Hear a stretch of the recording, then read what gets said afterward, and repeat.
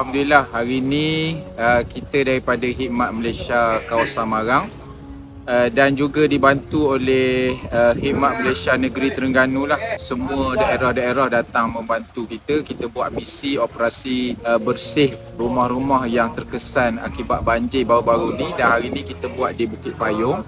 Alhamdulillah, kekuatan kita hampir kira-kira 70 orang lah daripada seluruh negeri Terengganu yang datang berkumpul. Saya ucapkan terima kasih banyak-banyak.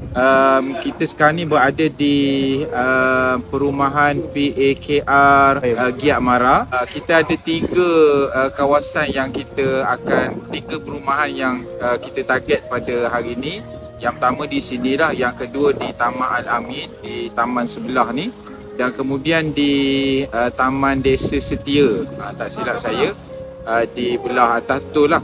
Jadi tiga-tiga taman ni antara yang terkesan betul dalam bencana kali ini, dan kita bermula daripada pagi tadi, pukul 8 tadi kita berkumpul, dan sekarang ni sedang bergerak lah.